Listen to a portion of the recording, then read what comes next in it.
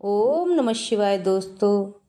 यह वीडियो आपके जीवन से निराशा और समस्याओं को दूर करने का एक रहस्य साझा करता है। जानिए कैसे भगवान व्यक्ति की समस्याओं को तब हर लेते हैं जब वह अपने भीतर की शक्ति को पहचानता है। आत्मसमर्पण, विश्वास और सकारात्मकता की शक्ति को समझे और जाने कि कठिन समय में कैसे आशा का दीप जलाना है। अपनी परेशानियों को दूर करने के लिए सही समय का इंतजार करें।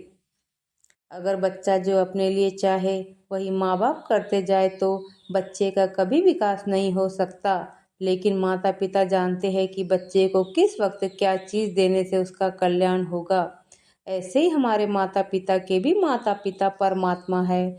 वे सब जानते हैं कि आपको किस समय सुख की जरूरत है, किस समय दुख की जरूरत है, किस समय अपमान की जरूरत है, किस समय बीमारी की जरूरत है, किस समय तंदुरुस्ती की जरूरत है। वे सब जानते, इसलिए सुव्यवस्थित ढंग से देते रहते हैं।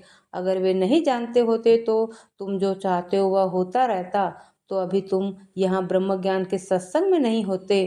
तुम जो चाहते वह होने लगता तो तुम अभी ब्रह्म विद्या सुन के अपनी 21 पीढ़ियों का उद्धार करने का पुण्य कमाने इस जगह पर पहुँच नहीं पाते।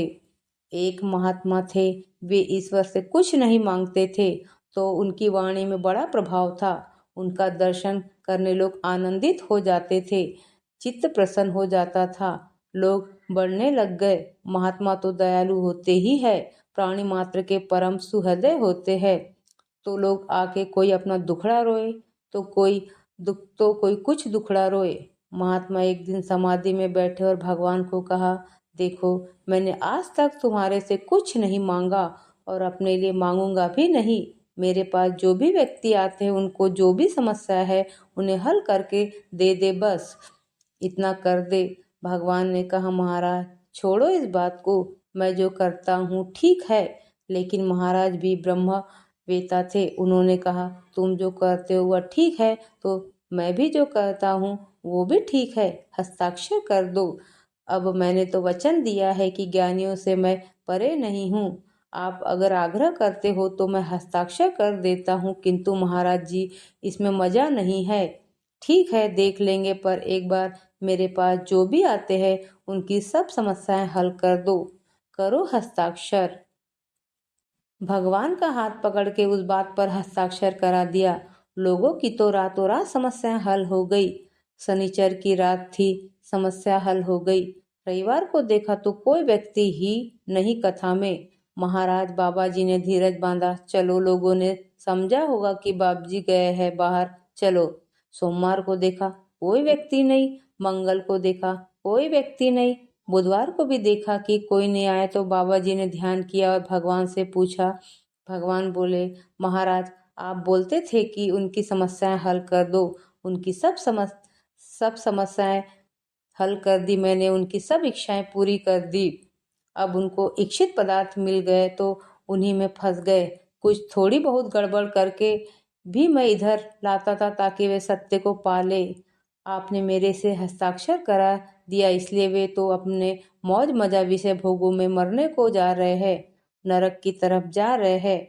बाबा ने कहा, भगवान तुम्हारी बात ठीक थी, कुछ अटक सटक न होती तो हमारे जीवन का विकास नहीं होता। इसका मतलब यह नहीं कि हम चाहेंगे कि आपको समस्याएं मिले, हम यह नहीं चाहते, लेकिन परमात्मा जो करता है वह ठीक करता है। कभी कोई समस्या हल हुई, कभी कोई आई, ऐसा करते करते सब समस्याओं का जो मूल कारण है जन्म मृत्यु, वह जन्म मृत्यु की समस्या हल हो जाए न तो बाकी की समस्याओं का महत्व नहीं रहेगा। बार बार जन्म लेना, बार बार मरना, फिर जन्म लेना, फिर मरना, यह बड़े में बड़ी समस्या है। कई बार हम परेशानियों के उस चरम पर पहुंच जाते हैं जब हम निराश हो जाते हैं या खुद को खोने लगते हैं। कुछ लोग तो अपने जीवन पर ही प्रश्न उठाने लगते हैं। उन्हें लगने लगता है कि क्या भगवान उन्हें इतना दुख देने के लिए जीवित रख रखा है। लेकिन अगर ऐसी स्थिति आती है तो इसका एक संकेत है कि आप उस भव सागर से निकलकर शुद्धिकरण के लिए तैयार हो रहे हैं। अगर आपने उस दुख को विश्वास के साथ पार कर लिया, भगवान को सब कुछ समर्पित कर दिया, तो आप जीवन भर खुद को उससे प्रेरित रखेंगे। उससे आपको जीने की उम्मीद और कारण मिलता रहेगा। इस बड़ी समस्या को दूर करने के लिए भगवान छोटी समस्याएं देते हैं ताकि वहां जाओ जहां इनकी पहुंच नहीं है। अगर आपको भी हमारी वीडियो से कुछ सीखने को मिला है तो चैनल को लाइक और सब्सक्राइब करना ना भूले।